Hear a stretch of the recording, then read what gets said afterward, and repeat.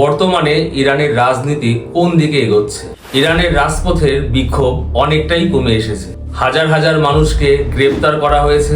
দেশের রাজনীতিকে অস্থির করার অভিযোগে দেশের লক্ষ লক্ষ মানুষকে গ্রেপ্তার করা হয়েছে এবং এই সকল মানুষের সম্পদ সরকার পুরো বাতিল করে দিয়েছে এবং কারো কারো বিরুদ্ধে চলছে সন্ত্রাসী মামলার ধারা। সাধারণভাবে মনে হচ্ছে যে ইরান সরকার ইরানের এই গণ অভ্যুত্থান বা গণ আন্দোলন অনেকটাই স্তিমিত করে ফেলেছে কিংবা পুরো নিয়ন্ত্রণ নিতেই সক্ষম হয়েছে। তবে শান্ত পরিস্থিতির আড়ালেও ওই সকল মানুষের ক্ষোভ এখনো কিন্তু স্তিমিত হয়ে রয়েছে। রাজনৈতিক বিশ্লেষকেরা বলছেন ইরানের সামনে এখন মাত্র দুটি পথই খোলা আছে। প্রথমত, ইরানে যেসব কঠিন কঠিন নিষেধাজ্ঞা জারি করা আছে, ইসলামিক শাসনের অনুশাসন যাকে বলা হয়, সেই সব নিষেধাজ্ঞা তুলে ফেলা এবং ইরানের যাবতীয় অর্থনীতি পুনরায় সংস্কার সাধন করা। সরকার এইসব দিকে দুর্বল দৃষ্টি দিলেই আবার ইরানে বড় ধরনের কোনো গণবিক্ষোভ হতে পারে।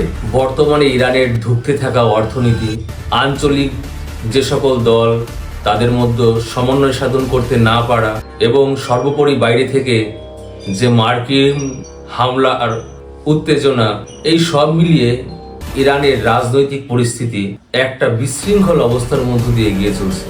ইন্টারন্যাশনাল ক্রাইসিস গ্রুপের ইরানি শাখার বা ইরানি প্রকল্পের প্রধান আলী ভয়েস বলেন যে বর্তমানে ইরানের স্থিতিশীলতা মোটেই টেকসই নয় এবং তিনি আরও বলেন যে ইরানের অর্থনীতি বা রাজনৈতিক পরিস্থিতি আগামীকালই বা সামনের দিনেই ধসে পড়বে এমনটা নয়, কিন্তু তার ভিতর থেকে যদি পরিবর্তন না আনে ইরান সরকার, তাহলে ইরানের ভবিষ্যৎ শুধু নিচের দিকেরই নামার সম্ভাবনা।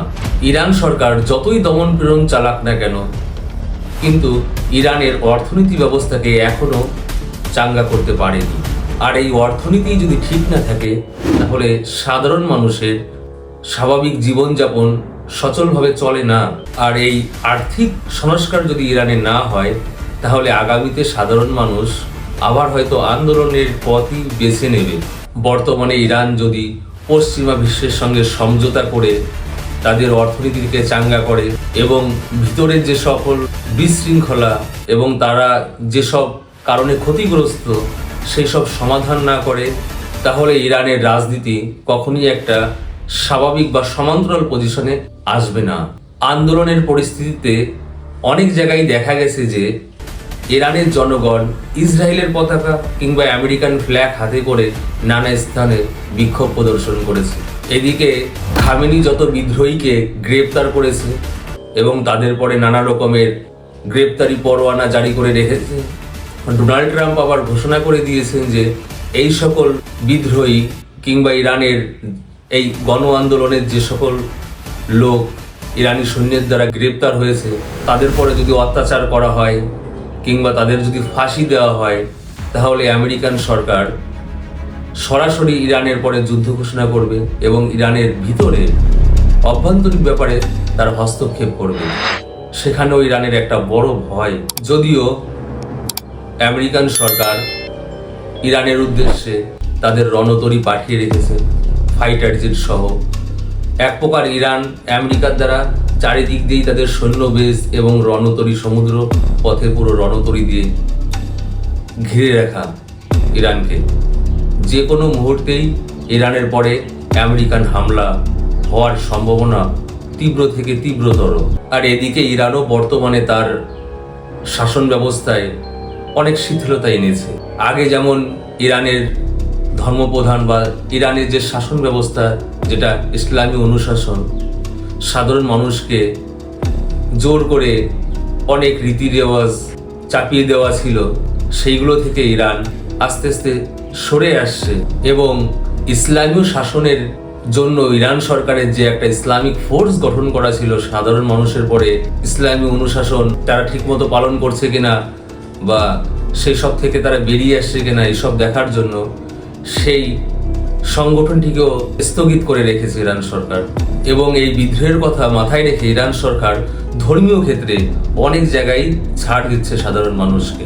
এই আন্দোলন চলাকালীন ইরানের ধর্মগুরু আয়াতুল্লাহ খামেনির একটা বক্তব্যই ইরানের এই গণ আন্দোলনকে অনেক অংশে স্থগিত করে দিয়েছে।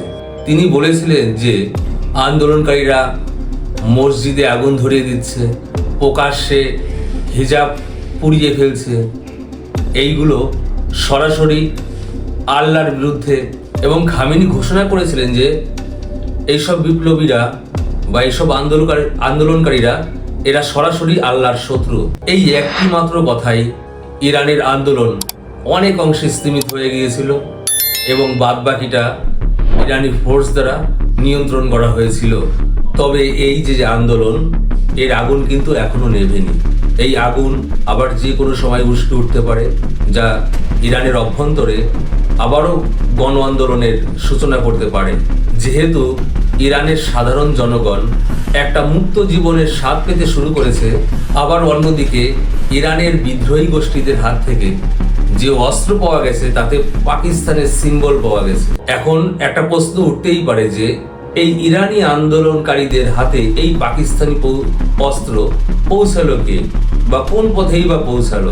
যদি সাধারণভাবে দেখা যায় তাহলে দেখা যাবে যে এই অস্ত্র পৌঁছানোটা সাধারণত আমেরিকার মদতেই হয়েছে।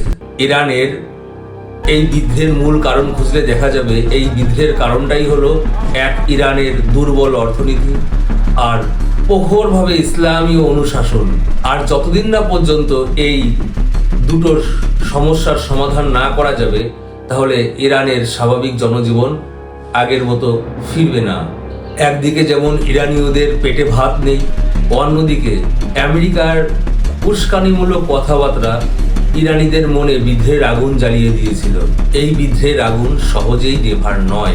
ইরানের সব থেকে পুরাতন পত্রিকা এত্তেলাত একটি প্রতিবেদনে উল্লেখ করেছেন যে এখন পর্যন্ত ইরানের এই আন্দোলনে প্রায় 22,000-এর মতো মানুষ মারা গেছে।